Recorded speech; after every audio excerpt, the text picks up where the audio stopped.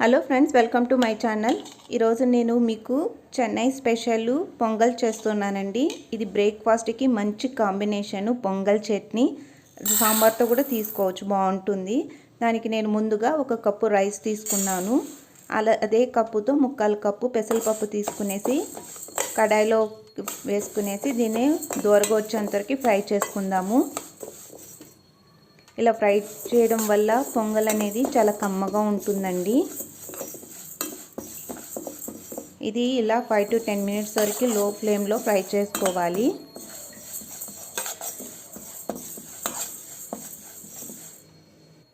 ఇదిగోండి, ఫ్రై చేసేసుకున్నాను. ఇప్పుడు ఏం రైస్ తీసుకున్నామో ఆ రైస్లోకి దీన్ని వేసేసుకుందాము. వేసుకునేసి వాటర్తో 2 టైమ్స్ బాగా క్లీన్ చేసేసుకుందామండి.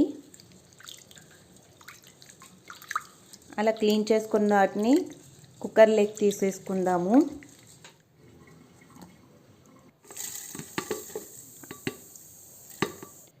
అదే కుక్కర్లోకి మిరియాలు కూడా 1 స్పూన్ వరకు వేసుకుంటున్నాను. 10 to 15 మిరియాల వరకు తీసుకున్నాను. అలాగే మనము 1 కప్పుకి 3 కప్పులు వాటర్ తీసుకుంటున్నానండి. ఇది కొద్దిగా బాగా మెత్తగా ఉడికితేనే పొంగల్ అనేది బాగుంటుంది. అలాగే ఆయిల్ 1 స్పూన్ వరకు తీసుకున్నాను. తర్వాత సాల్ట్ కూడా వేసేసుకున్నానండి. అందులోనే నేను రాళ్ళ ఉప్పు యూజ్ చేస్తాను, అది కూడా టేస్ట్ బాగుంటుంది మామూలు సాల్ట్ కంటే కూడా. దీన్నే బాగా విజిల్ వచ్చేంతవరకు ఉడికించుకుందాం, ఒక 2-3 విజిల్స్ వచ్చేంతవరకు. తర్వాత కడాయిలోకి 1 స్పూన్ వరకు నెయ్యి తీసుకునేసి దాంట్లోకి 1 టేబుల్ స్పూన్ వరకు జీలకర్ర, పచ్చాగా దంచుకున్న మిరియాలు 1 స్పూను, అలాగే పచ్చిమిరపకాయలు, అలాగే కరివేపాకు వేసుకునేసి దీన్ని బాగా ఫ్రై చేసుకుందాం. అలాగే 1/2 స్పూన్ వరకు పసుపు యాడ్ చేశాను.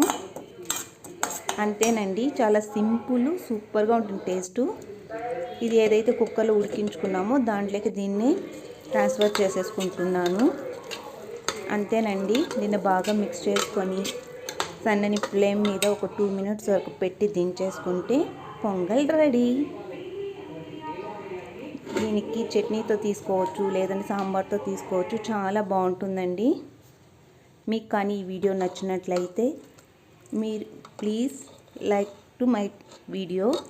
అలాగే కొత్తగా సబ్స్క్రైబ్ అయితే please subscribe to my channel. ఇది వేడిగా బ్రేక్ఫాస్ట్కి తీసుకున్నామంటే చాలా బాగుంటుందండి. ఇదిగోండి, చట్నీ తీసుకున్నాను. Thank you for watching. మీరు ట్రై చేసి ఎలా కుదిరిందో ఈ కామెంట్ బాక్స్లో కామెంట్ చేయండి.